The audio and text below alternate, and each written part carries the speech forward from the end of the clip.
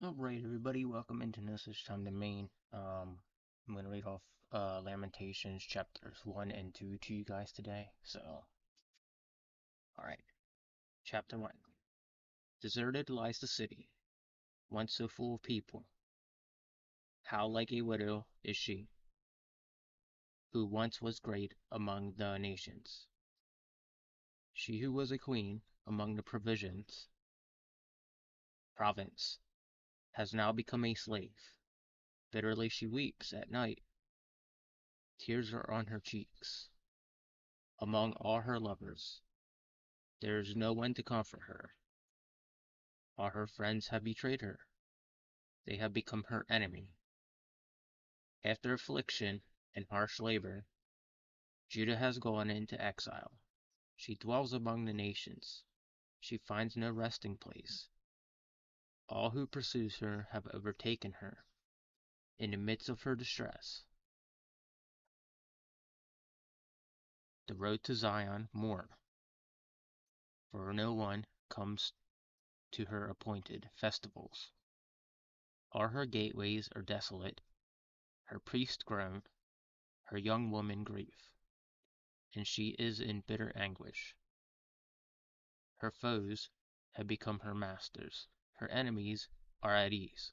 The Lord has brought her grief because of her many sins.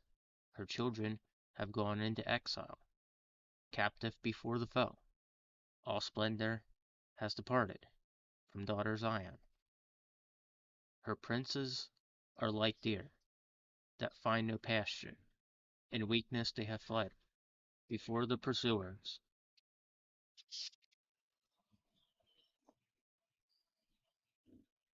In the days of her affliction and wandering, Jerusalem remembers all her treasures that were hers in days of old.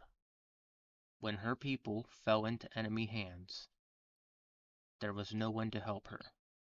Her enemies looked at her and laughed at her destruction. Jerusalem has sinned greatly, and so has become unclean. All who honored her despise her, for they have all seen her naked. She herself groans and turns away. Her faithfulness clung to her skirt. She did not consider her future. Her fall was astounding. There was none to comfort her. Look, Lord, my affliction for the enemy triumphed. The enemy laid hands on all her treasures. She was she saw pagan nations enter her sanctuary. Those you had forbidden enter your assembly. All her people groan as they search for bread. They barter their treasures for food to keep themselves alive. Look, Lord, and consider, for I am despised. It is nothing to you, all who pass by. Look around and see. Is any suffering like my suffering that was inflicted on me? The Lord brought on me in a day of his fierce anger. From on high he sent fire, sent it down into my bones. He spread a net for my feet and turned me back. He made me desolate, faint all the day long. My sins have been bound into a yoke. By his hands they were woven together. They have been hung on my neck. And the Lord has sapped my strength. He has given me into the hands of those I cannot withstand. The Lord has rejected me, all the warriors in my midst. He has summoned an army against me, to crush my young men. In the winepress, the Lord has trampled virgin daughter Judah. This is why I weep, and my eyes overflow with tears. No one is near me to confront me, no one to restore my spirit. My children are destitute, because the enemy has prevailed.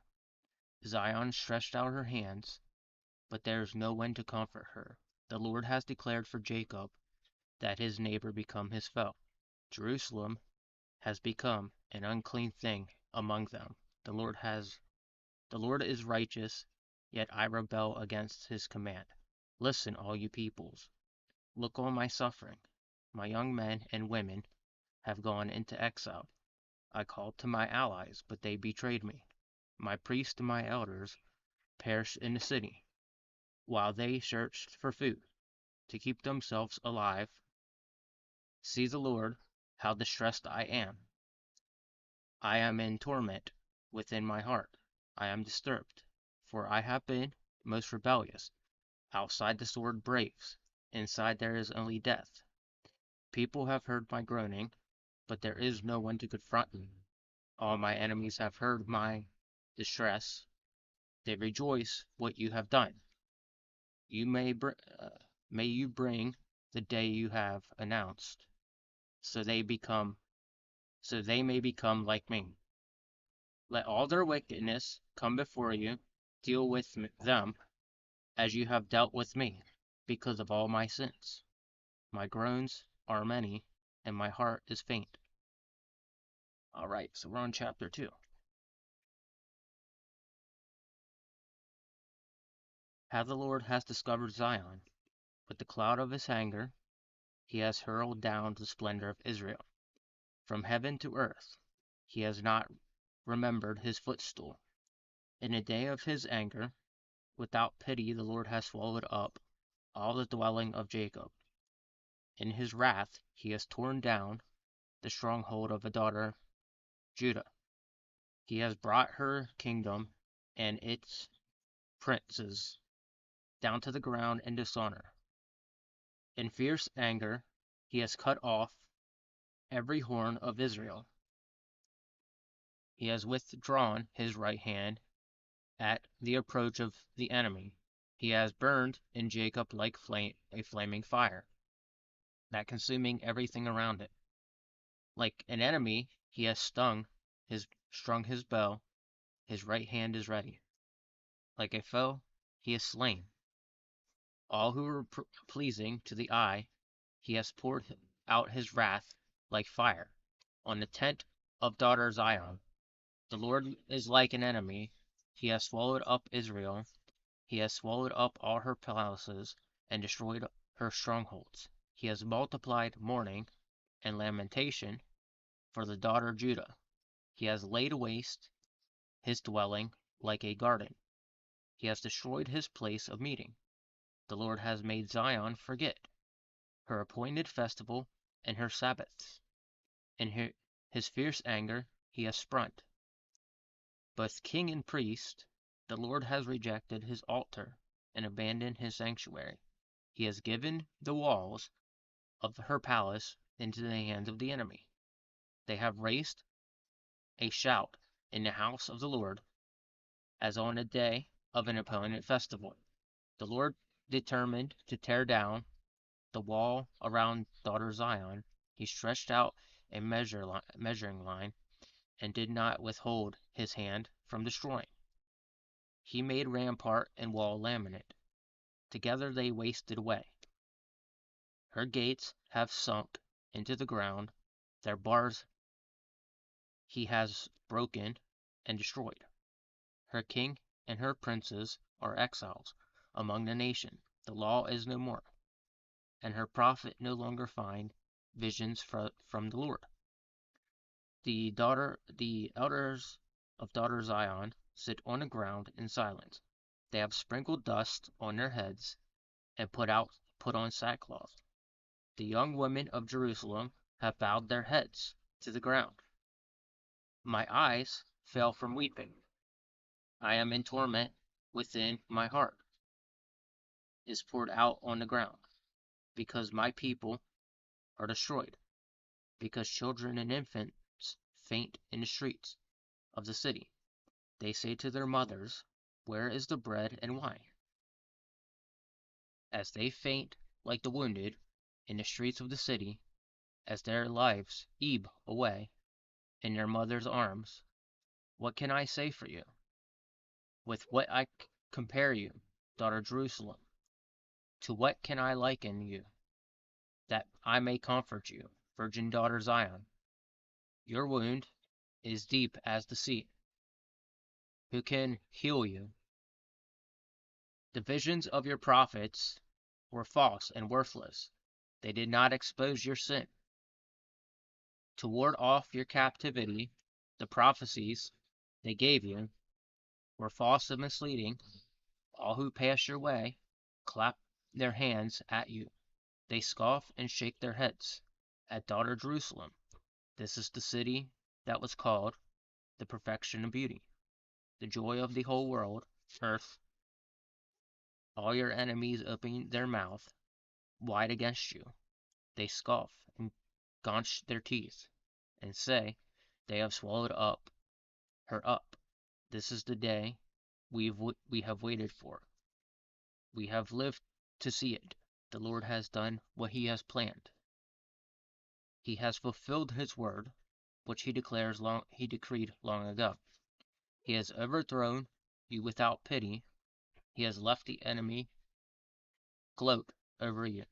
He has exalted the horn of your foes. The hearts of people cry out to the Lord. You walls of daughter Zion, let your teeth flow like a river, day and night. Give yourself no relief, your eyes no rest.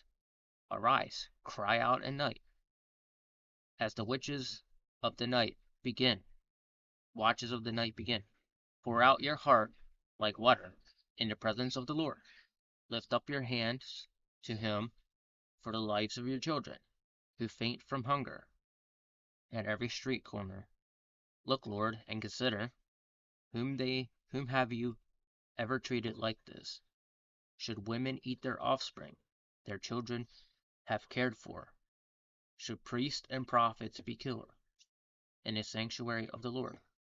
Young and old lie together in the dust of the streets. Young men and women have fallen by the sword. You have slain them in the day of your anger.